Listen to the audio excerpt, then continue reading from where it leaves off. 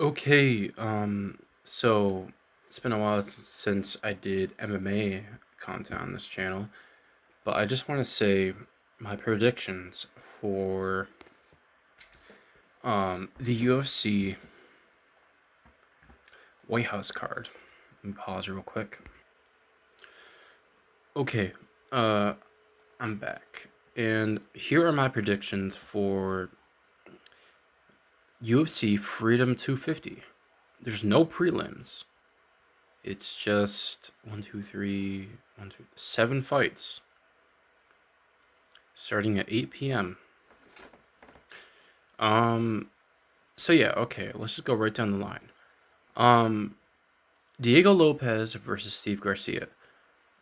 I I think Steve Garcia will win this one.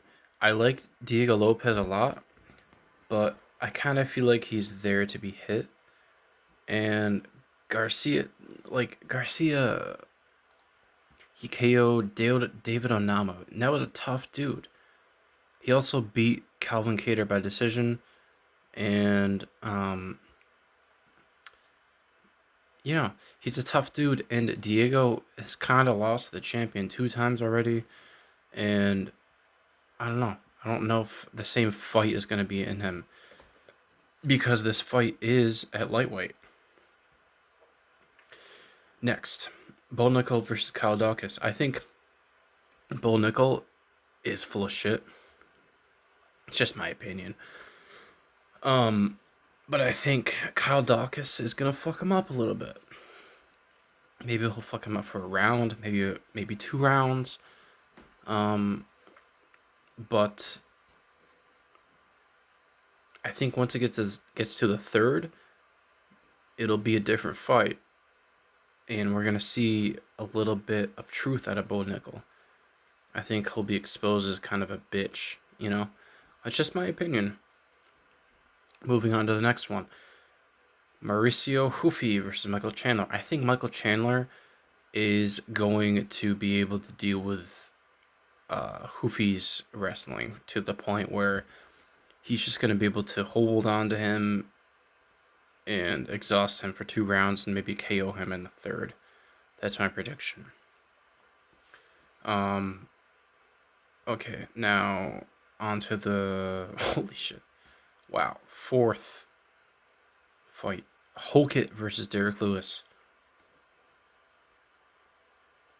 I like Derek Lewis, but I think he's gonna get fucked up by Josh Hokit.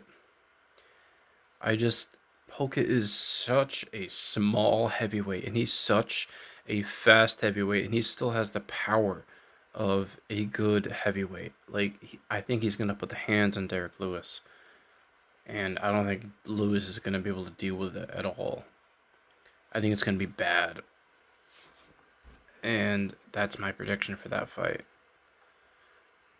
Okay, moving on to my prediction is I'm gonna say late first round knockout for Hokit. And now for O'Malley versus Zahabi. So Amin Zahabi is kind of a hard guy to he's kind of a hard guy to predict. He's mostly like a decision guy, but I mean he's pretty good, you know. Uh let's take a look at his Sherdog real quick. Okay, I just looked at his Sherdog and he's only been KO'd one time, which is pretty good, by a spinning back elbow. My prediction for this fight, I don't think Sean's gonna knock him out. I think he's gonna win by decision. I think it's gonna be a little bit boring, but that is my prediction for that fight. Moving on to Alex Pereira versus Cyril Gane. Okay, so if you've watched my YouTube at all, you know I am a fan of Alex Pereira, however you say it, doesn't really matter. Um, and you also know that I hate Cyril Gahn because he sucks and he pokes people in the eye, and the UFC gave him a title shot against John Jones so that John could have the heavyweight belt. Um, that is just my opinion, but it is also fact, you know? Um, I think the fact that Alex Pereira figured out Izzy four times, four times,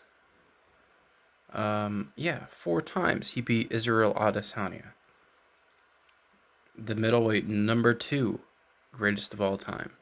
Literally number 2, like no arguing. I think that he's faced off with that level of a striker and won. He went 1-1 with Izzy in the UFC. I think that means that he's going to beat Cyril Gahn, because Cyril Gahn is not going to wrestle. He doesn't have heavyweight hands. He doesn't have even Josh Hawkett power. And Josh Hawkett is a tiny heavyweight. I think Alex Pereira is going to knock out Cyril Gahn in 3 minutes and 50 seconds. That's my prediction. It's bold, but it's a prediction. And now moving on. Yeah. So yeah, Gahn is not gonna wrestle with Alex Pereira. He's not.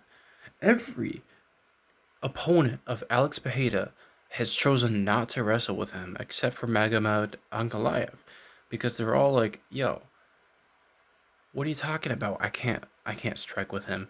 I can strike with him." And then they strike with him and they get knocked the fuck out. It's just what happens, you know? And Magomed beat him once, but didn't beat him the second time. So yeah. Moving on to the main event. This is literally, if you have money, bet it on this fight. Bet it on my pick. Because, you know, it's like, maybe I'm an idiot, but I might bet some money on this fight. Ilia Topuria is going to fucking embarrass Justin Gaethje in a way that has never happened in MMA. He's going. Ilia Topuria literally has like a folder on his phone of every opponent and all of their tendencies, all of percentages of what punches they throw, and how to counter them. He's a nerd. He's like autistic as it gets. Like, he's going to destroy Justin Gaethje. Justin Gaethje sucks. I'm sorry. He's a great wrestler. He has great power. He has great boxing if it was like 2010, but he has a great chin too. But Ilia Topuria is in a league of his own. For anyone to sleep, Alex Volkanovski, Max Holloway, and then Charles Oliveira, within, what was it, like 14 months or something like that, to do all of that in that amount of time is insane. And it's disgusting, quite frankly. And he's coming off a divorce. You know, he's got some Miami slut trying to take his kids or whatever. You know, who knows? But he's going to fucking destroy Justin Gaethje. It's going to be bad. I'm going to say a minute 56. That's my prediction. Minute 56.